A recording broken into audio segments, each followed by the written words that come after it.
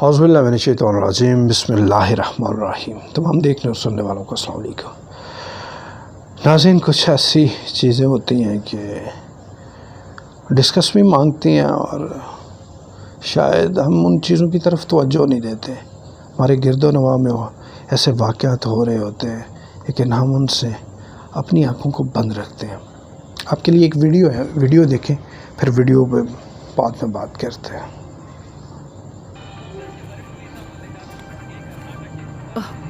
साहिल बेटा, तुमने क्यों तकलीफ की?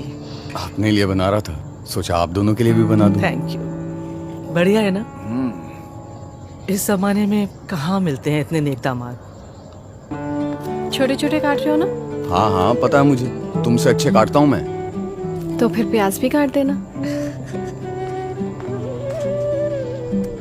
ये लो, हो गया तुम्हारा ड्रेस प्रेस।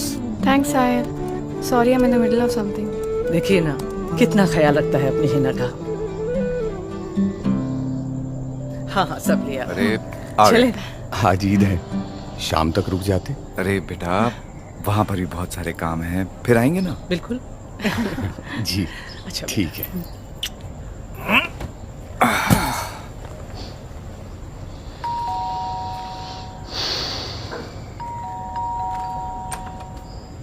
अरे अम्मी, कॉल कर देती, मैं स्टेशन आ जाता। अस्सलाम वालेकुम। वालेकुम अस्सलाम अब्बू, आइए आइए। चलिए आप लोग बैठिए, मैं आता हूँ। कपड़े कैसे मैले हो गए तेरे? वो अम्मी अरफा की मदद कर रहा था किचन में। हमारी मदद तो की नहीं कभी तूने। अम्मी ईद है, दावत पे लोग आएंगे घर, तो मैंने सोचा मैं उसकी चुप कर। मैंने सोचा, यही सिखाया हमने तुझे? अम्मी आप यूसुफ, तुम एक काम करो बेटा, अपनी अम्मी को ना उनके दामाद के यहाँ ही छोड़ा। क्यों?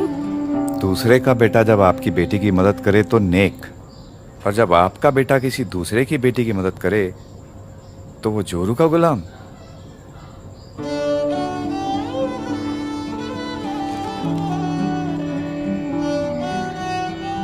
अच्छा कपड़े बदल ले, मैले हो गए।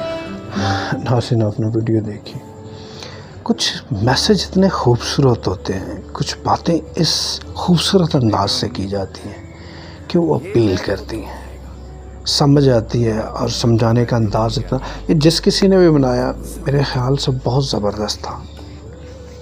लेकिन ये तस्वीर का एक रुख, इसके दूसरी तस्वीर सिक्के का दूसरा रुख देखें तो वो भी बड़ा अजीब है। लेकिन ये इस रुख पे पहले बात करते हैं, फिर दूसरे रुख पे।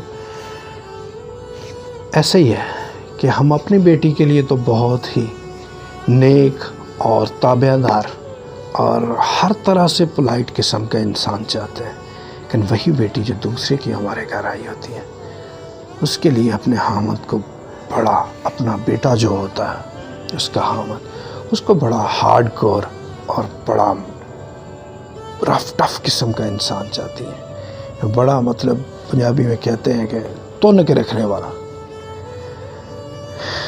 ये हमारे अंदर की मुनाफिकत है, हमारे अंदर का इंटरनल हमारा मुनाफिक है कि हम अपनी बेटी के लिए जो ख्वाहिश करते हैं दूसरे की बेटी के लिए क्यों नहीं करते। लेकिन ये एक मैसेज था जिसने दिया, बड़ा अच्छा दिया, उससे वो उसकी वालदा को समझ भी आ गया, उन्हें रियलाइज़ भी हुआ कि मैं गलत हूँ। लेकिन ये भी खुद खुशकिस्मती होती है लोगों की कि उन्हें रियलाइज़ हो जाए कि मैं गलती पर हूँ, और गलती मानने के लिए नहीं लोग तैयार होते।